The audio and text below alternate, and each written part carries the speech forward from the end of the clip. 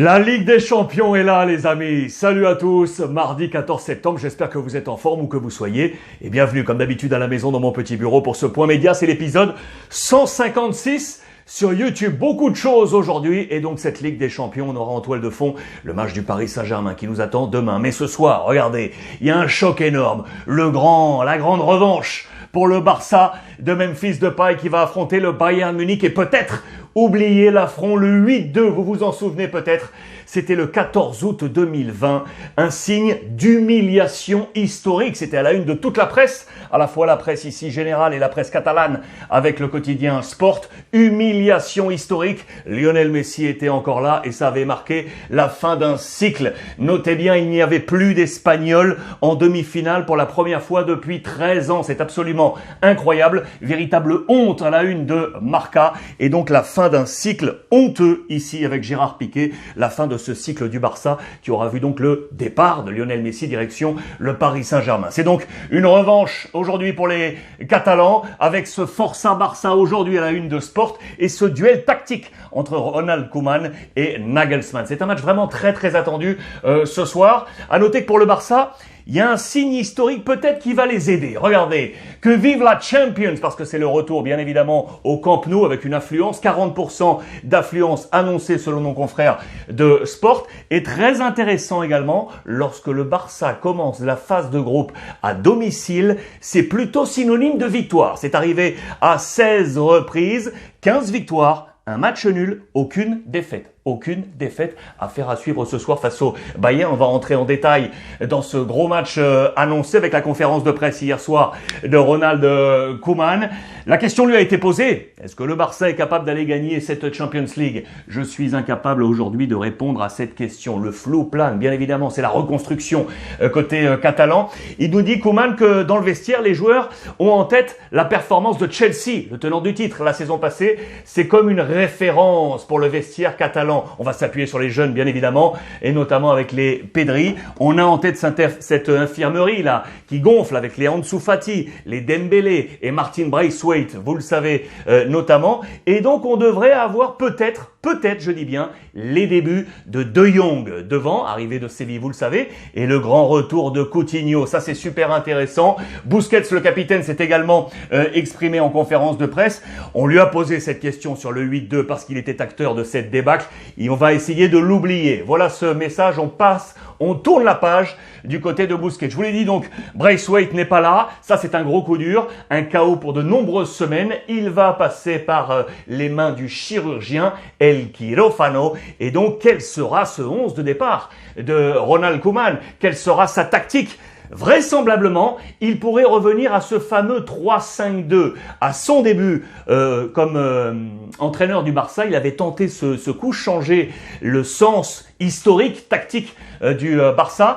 Ça n'avait pas convaincu, on était revenu au schéma traditionnel. Eh bien, semble-t-il, ce soir, regardez, Ronald Koeman pourrait procéder de nouveau à ce 3-5-2. C'est une compo probable. Attention, face au Bayern. Avec Ter Stegen dans les buts, Eric Garcia, Piqué, Araujo en défense. Sur les flancs, là, Alba, Sergi Roberto. Pour compléter cette ligne de 5, Pedri, Busquets, De Jong. Et devant, Coutinho, Memphis Depay, les amis. Coutinho, Memphis Depay. On va y revenir sur ce 11. Voici quel serait le 11 probable du Bayern Munich de Nagelsmann avec Neuer, les deux opposés là de la sélection allemande. Upamecano, le français avec Zule, Davis, Stanisic, Kimmich, Goretzka, Müller, Sané, Gnabry et bien évidemment Lewandowski à la pointe de l'attaque. Tout ça est probable, je vous le rappelle. Pas de Tolisso, il est blessé, il fait partie des absents du côté du Bayern Munich. Coutinho donc serait peut-être titulaire. Ça aussi c'est intéressant. Coutinho qui a porté les couleurs du Bayern Munich. Souvenez-vous, il était prêté par le Barça au Bayern en 2019. Photo de présentation, on s'en souvient avec Salihamidzic, le directeur sportif. Un prêt payant à hauteur de 8,5 millions d'euros. Ce prêt avait fonctionné pour Coutinho. Il avait marqué 11 buts en 34 matchs disputés lors de cette saison 2019-2020. C'est dans les colonnes de Marca, c'est avancé. C'est les retrouvailles. Vous le voyez, le reencuentro pour Coutinho, peut-être titulaire ce soir face à ce Bayern Munich.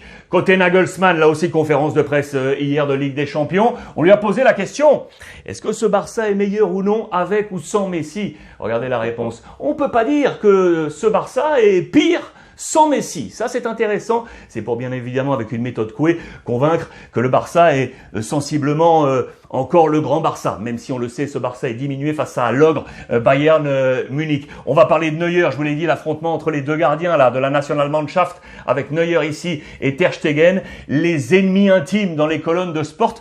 Parce que, ouvertement et publiquement, on a manifesté sous les couleurs de la Nationalmannschaft l'envie d'être le numéro 1. On n'a pas gardé ça dans le vestiaire, on a publié tout ça.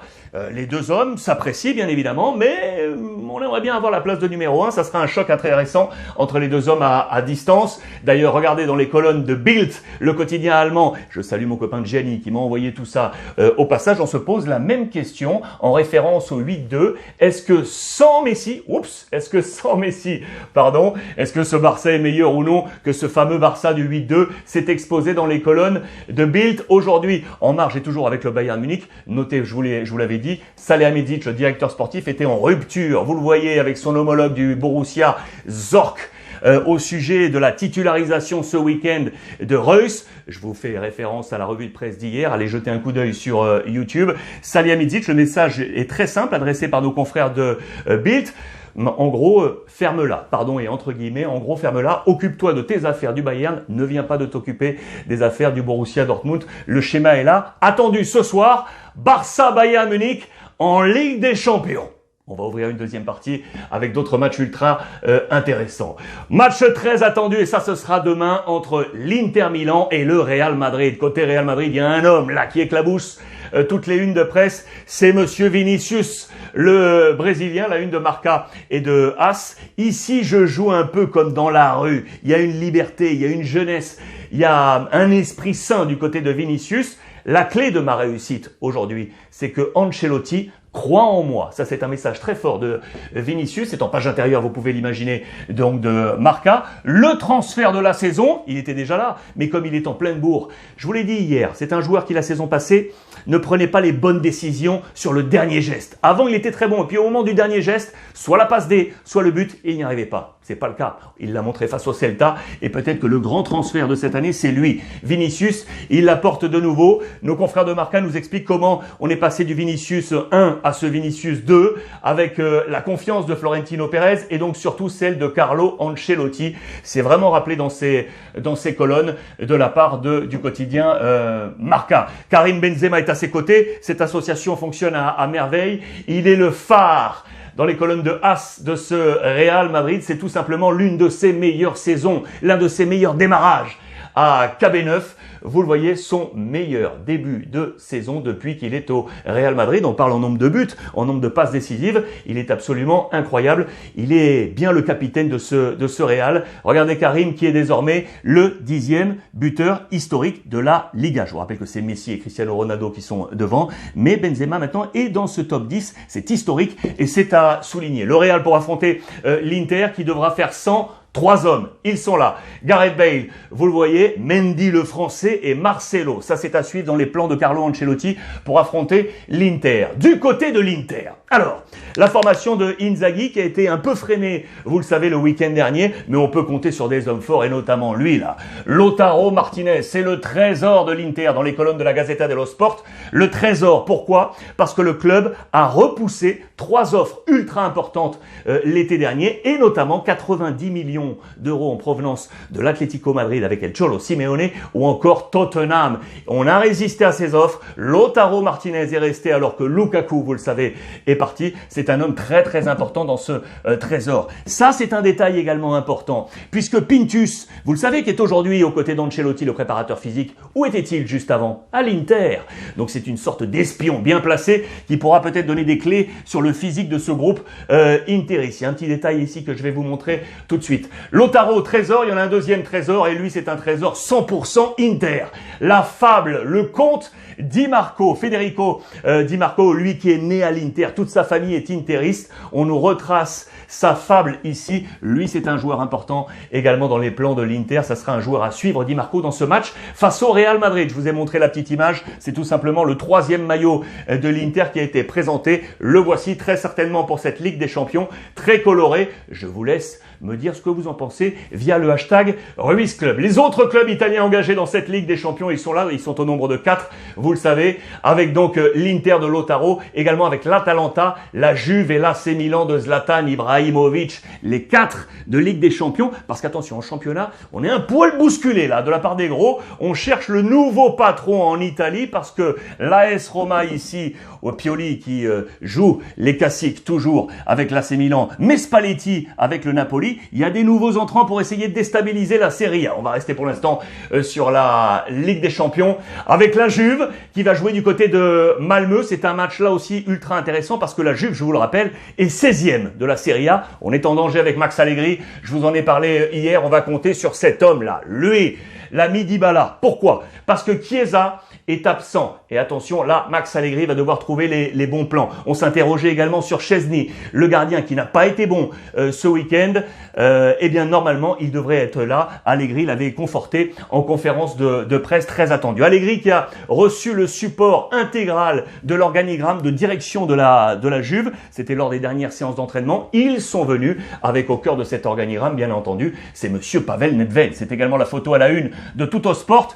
Tous avec Max. La Juve, réveille-toi s'il te plaît. Voici la composition d'équipe probable de Max Allegri avec donc certains absents, je vous l'ai dit, comme Arthur, Chiesa, Bernardeschi également. Voici quel serait ce 11 de départ pour affronter Malmö avec Szczesny, Bonucci, De Ligt, Alessandro Danilo, Cuadrado, Bentancur, Locatelli, Rabiot le français, Morata et donc la présence de Dybala. Ça, c'est un match aussi donc ultra attendu. La Juve sans Cristiano Ronaldo. Je vous rappelle que Cristiano est reparti du côté de Manchester United. Regardez la presse anglaise. Alors que Manchester va affronter les Young Boys de Berne. Ça, j'adore. Ça montre l'influence incroyable de Cristiano Ronaldo. Il vient d'arriver. Il a dit à tous ses coéquipiers, les gars, qu'est-ce que vous êtes en train de manger là? Il a revu tout le régime alimentaire des joueurs de Manchester United. C'est absolument incroyable avec ce mot de crumble. Vous le voyez, ce fameux dessert que vous connaissez tous. C'est terminé. Regardez les croix ici à la une. Il a revu tout le régime alimentaire. Et regardez, il y a même ici en petit médaillon ici là, le gardien là, l'ami Lee Grant qui le dit tout simplement, depuis qu'il est arrivé, on prend plus de dessert. Comme ça, c'est réglé. Cristiano Ronaldo, une influence absolument incroyable. On ne veut plus de crumble. Voilà qui est dit à la une de la presse anglaise. Le champion en titre est anglais, c'est Chelsea bien évidemment. Regardez dans les colonnes de Marca, Chelsea qui va jouer face au Zénith Saint-Pétersbourg.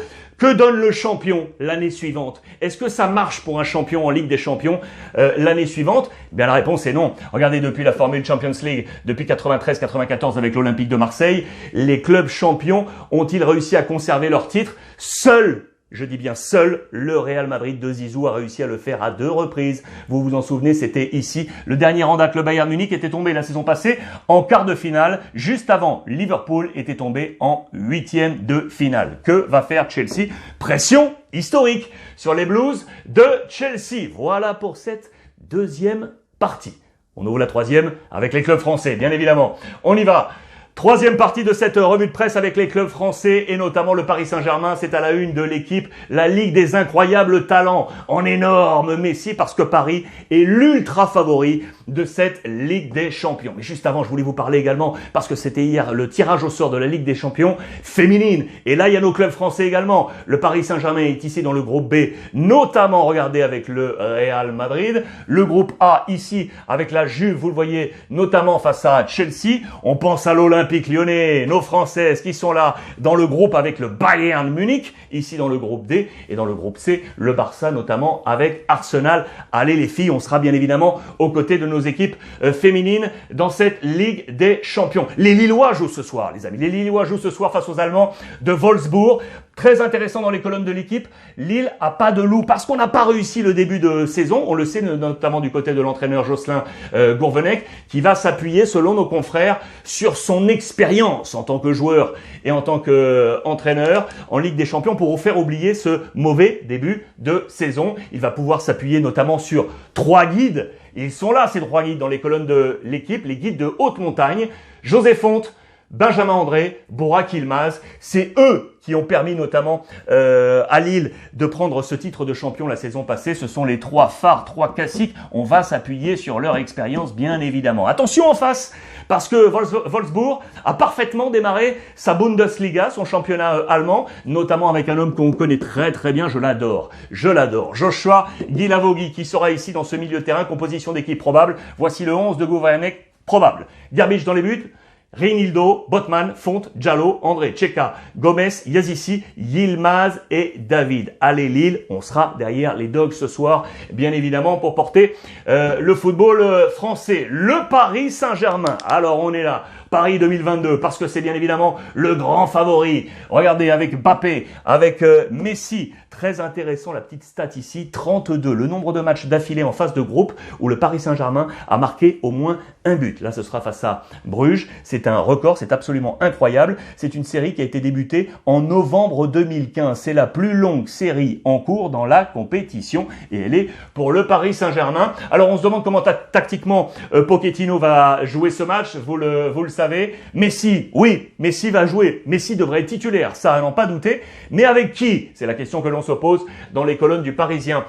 Aujourd'hui en France, on s'interroge sur la position de gardien, Navas ou Donnarumma? Donnarumma ou Navas? Ça, c'est l'une des questions. 4-3-3 qui semble privilégié avec les trois hommes, Messi, Neymar, Mbappé. On verra ce qui se passe. Mais il y a surtout une incertitude au milieu. Et on est là également dans les colonnes de l'équipe. Un milieu à recomposer parce que suspension d'Idrissa Gueye et absence probable de Marco Verratti qui contraignent le staff du PSG à repenser son entrejeu. Ça, ce sera l'une des grosses interrogations. Mais on pourra compter sur un homme qui est là. C'est monsieur Wijnaldum. J'ai signé à Paris pour tout gagner, les amis. Très bon entretien dans les colonnes de l'équipe. Il nous explique son choix de rejoindre Paris. Il nous dit d'ailleurs que Memphis Depay, son compatriote en sélection des Pays-Bas, le savait. Il savait absolument tout. Il lui expliquait au jour le jour comment ça s'était en train de se passer. Il explique son rôle sur le terrain et voulu par Pochettino. Je n'aime pas être bloqué à une place fixe. Voilà ce que nous dit également Wijnaldum. Et en bref, on le rappelle, hein, il a 30 ans, 1m75, 74 kilos. On rappelle également qu'il avait remporté déjà la Ligue des Champions. C'était avec Liverpool en battant Tottenham. C'était en 2019. On rappelle également que le 21 juin dernier, il avait inscrit un doublé avec les Pays-Bas contre la Macédoine à l'Euro. 3 réalisations pour lui sous ses couleurs nationales. Il était le meilleur buteur néerlandais de la compétition. Ultra intéressant côté Paris Saint-Germain. Je termine avec le tweet du jour et il concerne Paris. Regardez, c'est le tweet qui est tombé ce matin à 10h. C'est le groupe du Paris Saint-Germain. À noter quoi? Donc, présence de Mbappé qui est ici, de Neymar Junior qui est ici et de Messi. Les trois sont là. En revanche, pas de Sergio Ramos. Et je vous mets également la présentation du 3e maillot du Paris Saint-Germain. Voilà qui est fait pour ce tweet du jour. La Ligue des Champions est là, les amis, et on va se régaler dès ce soir. Merci à vous tous de votre fidélité. On échange toujours sur les réseaux sociaux via le hashtag Ruiz Club. Vous suivez la chaîne YouTube, s'il vous plaît. Elle est gratuite. Et on active la petite clochette. N'oubliez pas, profitez des vôtres. C'est l'essentiel. Bonne journée à tous.